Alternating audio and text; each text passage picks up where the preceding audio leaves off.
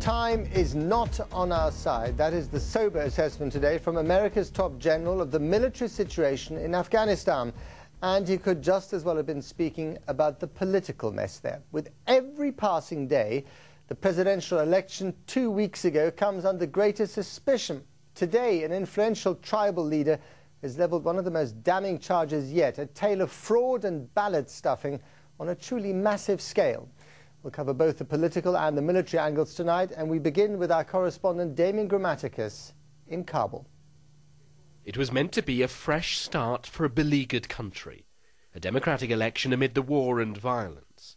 Many British soldiers were killed or wounded trying to ensure the vote would be free and safe. But the allegations of fraud refused to go away. Burmese tribal elders from the south of Afghanistan gathered at the home of the opposition candidate Dr. Abdullah in Kabul today. They claimed that after the tribe decided to vote for Dr. Abdullah, no ballot boxes were delivered to their area. Instead, they told the BBC's Persian TV the boxes were stuffed by supporters of President Karzai. Nobody took part in polling from Shorabak district. No ballot box was brought there. Karzai's people themselves filled the boxes with ballot papers. I know that 29,823 ballots went into the boxes, yet nobody voted from our district. Their claims repeated to the BBC by a district governor from the south who didn't want his identity revealed. He says nobody voted. It was mostly government people stuffing the boxes. Dr. Abdullah, who's crying foul the loudest, has emerged as the main challenger to President Hamid Karzai. With almost two-thirds of polling stations counted, the president is well ahead. His campaign team say it's the opposition that's trying to cheat. There was a lot of fraud across the country committed by many candidates. Many complaints have been registered against Dr. Abdullah's campaign. We don't want to publicise the issue, but they're being dealt with by the Complaints Commission.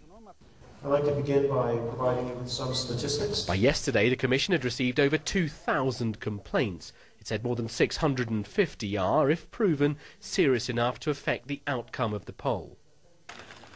Ballots which had been cast have been found torn up by the roadside. And the opposition has released this footage taken on mobile phones. It claims it shows ballot papers being marked illegally. And more papers being stuffed into boxes to try to rig the vote.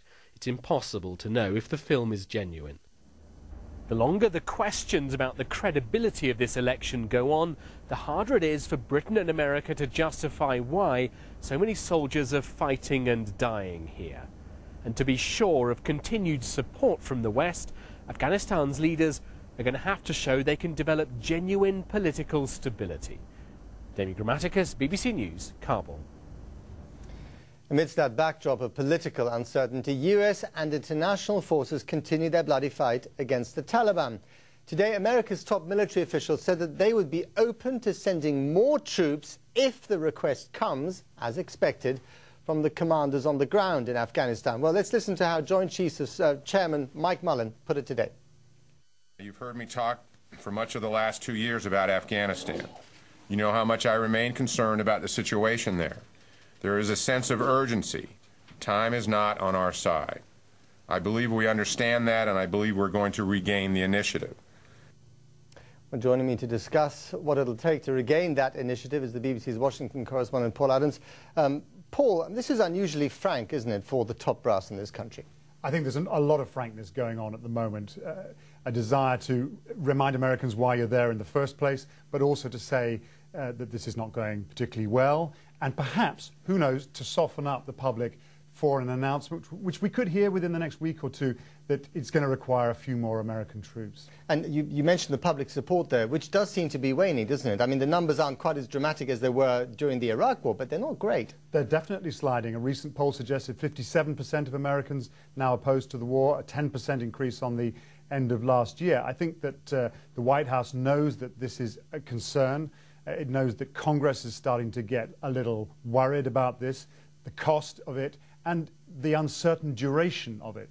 So you had both Admiral Mullen and Robert Gates today really kind of giving this rather downbeat, rather serious talk about the need to implement a new strategy, saying that the troops needed to do it are only really just arriving now, and that really time is not on their side, and they've got about a year or a year and a half to turn it around. And we know from the Iraq experience how many troops you need in order to put them into various positions on the ground in their localities. But here's the other point, Paul. If you're watching this at home on your sofa tonight and you're wondering, more troops into a situation where they can't even elect a leader 2 weeks after the ballots had been closed, and where we hear accusations of fraud day after day. The politics of Afghanistan is definitely not helping. We've heard all sorts of unconfirmed reports about heated arguments between the American envoy Richard Holbrooke and President Karzai. We don't know exactly what the nature of the relationship is, but it's never been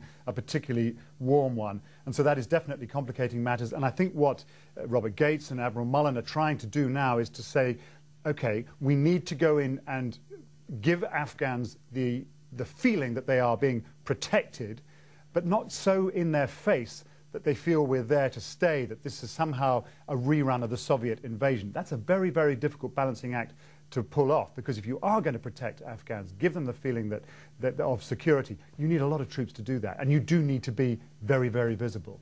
Tough balancing act. Paul, thanks very much.